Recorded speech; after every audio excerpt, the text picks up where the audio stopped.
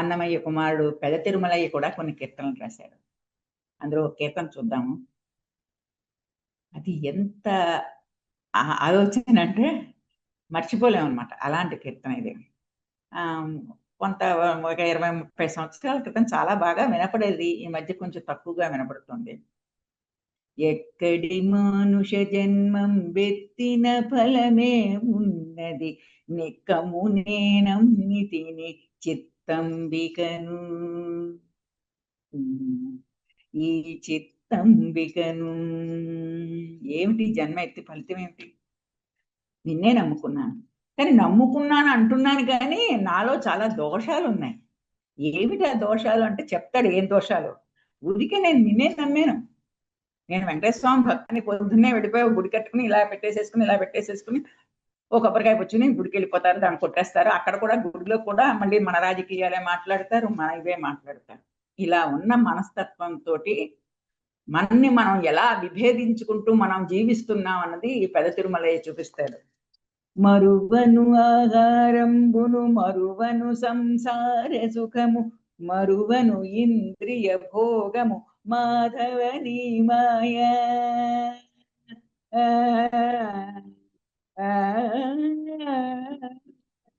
ఇవన్నీ మర్చిపోను. ఆహారం మర్చిపోను, సంసార సుఖం మర్చిపోను, ఇంద్రియ భోగాలు మర్చిపోను, ఏమీ మర్చిపోను. ఇంద్రియ భోగాలు అంటే ఏమిటి? ఆ చొక్కా వేసుకోవాలి, ఇది వేసుకోవాలి, ఈ గొలుసు వేసుకోవాలి, ఇది వేసుకోవాలి, ఇవన్నీ ఏది మర్చి సమయానికల్లా ఆహారం తింటాము, అది కావాలనుకుంటాం, ఇది కావాలనుకుంటా, తింటే చాలా బాగుంటుంది అనుకుంటాం, వాటి కోసం ఎంత దూరమైనా వెళ్ళి తెచ్చేసుకుంటాం, అన్నీ చేస్తాం. కానీ మరచద సుజ్ఞానంబును మరచద తత్వరహస్యము మరచద గురువును దైవము మాధవ నీ మాయా అంటాడు. ఈ సుజ్ఞానం మర్చిపోతాం, తత్వరహస్యాలన్నీ మర్చిపోతాం, అసలు గురువుని దైవాన్నే మర్చిపోతాం. కానీ పైకి మాత్రం మనం భక్తులం అని చెప్పుకుంటాం. ఇది ఎక్కడ? ఇది మనసుకి, శరీరానికి, ఆలోచనకి, బుద్ధికి ఇంత తేడా ఎందుకు అని పెద తిరుమలయ్య ప్రశ్నిస్తాడు. విడువను పాపము పుణ్యము విడువను నా దుర్గుణములు విడువను మిక్కిలి ఆశలు విష్ణుడ నీ మాయ. ఏది వదిలిపెట్టను, పుణ్యం పాపం ఏమి లేదు, అన్ని దుర్గుణాలు నాలోనే పెట్టుకుంటాను. అన్ని ఆశలు, ఇంకా ఆశలు, ఇంకా ఇల్లు ఇంకా బిల్డింగులు కట్టాలి, ఇంకా ఇలా ఏవేవో కోరికలు. ఓ కోరిక తీరిందంటే అది ఆగిపోతుంది. దానికన్నా మించిన కోరికలు ఉంటాయి. విడువను పాపము పుణ్యము విడువను నా దుర్గుణములు విడువను మిక్కిలి ఆశలు విష్ణుడ నీ మాయ. విడచద షట్కర్మంబులు విడచద వైరాగ్యంబును విడచద నీ నామ జపము విష్ణుడ నీ మాయా. ఏమిటి వదిలేస్తాను? ఏది పట్టుకోవాలో అది పట్టుకోవట్లేదు నేను, అది వదిలేస్తున్నాను, అక్కర్లేనివన్నీ పట్టుకుంటున్నాను. షట్కర్మాలు అని వైరాగ్యం, అసలు వైరాగ్యం లేనే లేదు. నీ నామజపం కూడా వదిలేస్తాను, తర్వాత మార్చేస్తున్నాను. పూజకేముందే, రాత్రైనా చేసేసుకోవచ్చు, సాయంకాలం అయినా చేసేసుకోవచ్చు అనుకుని ఇవన్నీ వదిలేస్తాను. వదలకుండా పట్టుకోవలసినవన్నీ కూడా వదిలేస్తున్నా. ఇది ఎంత అద్భుతమైన భావం చూడండి.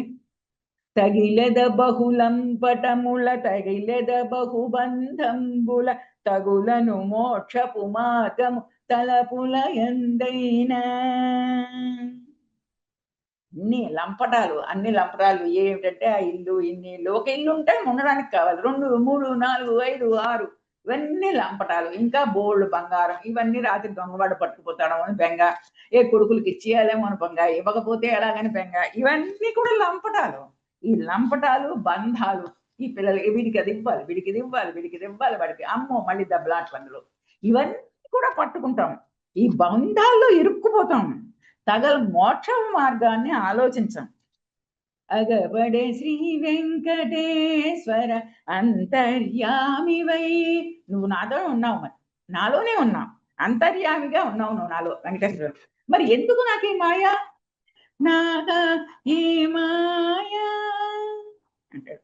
నువ్వే ఉన్నావు, అంతర్యామిగా ఉన్నావు, ఎక్కడ ఉన్నావా? నా మనసులో మరి విషయం చెప్పింది ఏమిటి? నాలో కూడా నువ్వు జీవుడు ఉన్నావు కదా, పరమాత్మను నువ్వు ఉన్నావు కదా నాలో. లేకపోతే పరమాత్మను నువ్వు జీవిలో లేకపోతే నేను ఎలా బతుకున్నాను? జీవం ఉంది కదా నాకు, నాలోనే నువ్వు శ్రీహరి ఉన్నావు. మరి ఎందుకే మాయ? ఇలా మాయతో కళ్ళు కప్పేస్తున్నావు. ఏదైతే పట్టుకోవాలో అది పట్టుకోకుండా, ఏదైతే వదిలేయాలో అది వదిలేయకుండా అన్నీ వాటికి వ్యతిరేకం చేస్తున్నాం. ఒక మంచి మాట చెప్పారు ఈ మధ్య ఎవరో. పట్టుకోవడమే కాదు, వదిలేయడం కూడా నేర్చుకోవాలని. ఒక వయసులో డబ్బు సంపాదించాలి. తప్పకుండా సంపాదించాలి. డబ్బు దాచుకోవాలి. అన్నీ చేయాలి. కానీ ఒక సమయం వచ్చేసరికల్లా ఆ చేతిలో ఉన్న డబ్బుని కూడా మెల్లి మెల్లిగా వదిలేయాలి. అది ఎవరికి వదిలేయాలి? ఏం చెయ్యాలి అన్నది మన ఆలోచన. మన బుర్రకి, మన మనస్సుకి ఎటువైపు ఎంతటి సంకల్ప వికల్పాలు లేకుండా, తేడా లేకుండా చేయగలిగినప్పుడే. అందుకని తనలో ఉన్న ఇంత చక్కటి భావాల్ని మన పెద్ద తిరుమలయ్య వ్యక్తపరిచాడు. బౌళి రాగంలో ఉంది కీర్తన.